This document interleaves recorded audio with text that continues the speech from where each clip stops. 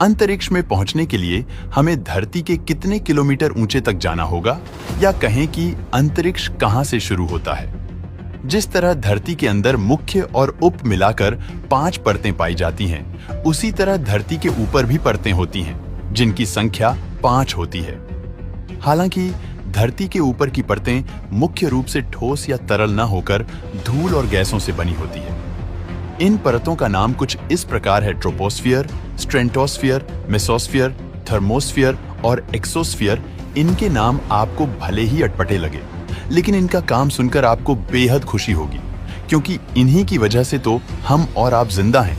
धरती से लेकर ऊपर 12 किलोमीटर तक के क्षेत्र को ट्रोपोस्फियर यानी क्षोभमंडल कहते हैं। ट्रोपोस का मतलब है बदलाव, और सच कहें तो यहाँ बदलाव ही बदलाव है। मौसम बदलता है, बादल बनते हैं, बारिश होती है, तूफान उठते हैं, और कभी कभी इंद्रधनुष भी यहीं से झांकता है। यही वह परत है जहां बादल तैरते हैं और बारिश बरसती है।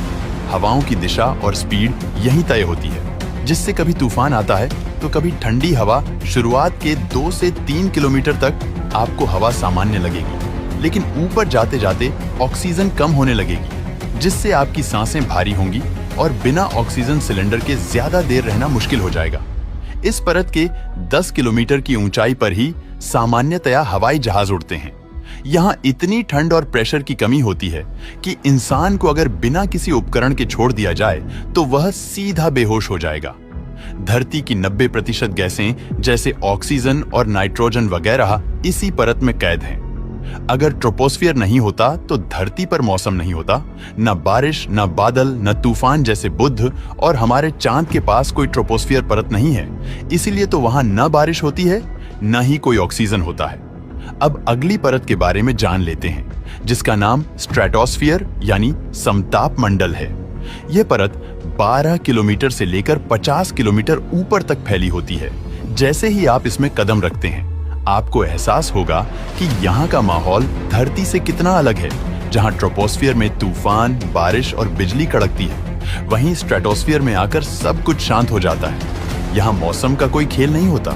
मतलब अगर आप यहाँ खड़े हैं तो नीचे के तूफानों को बस दूर से देखते रहेंगे।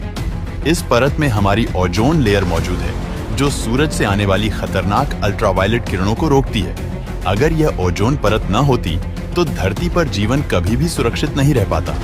यहाँ पहुंचकर ऐसा लगता है जैसे आप इंसानों की सुरक्षा करने वाली एक जादुई ढाल के सामने खड़े हैं। कई बड़े जेट विमान और सुपरसोनिक प्लेन इस परत में भी उड़ते हैं, क्योंकि यहाँ हवा बहुत स्थिर है और मौसम की गड़बड़ी भी नहीं होती है, जिससे उड़ान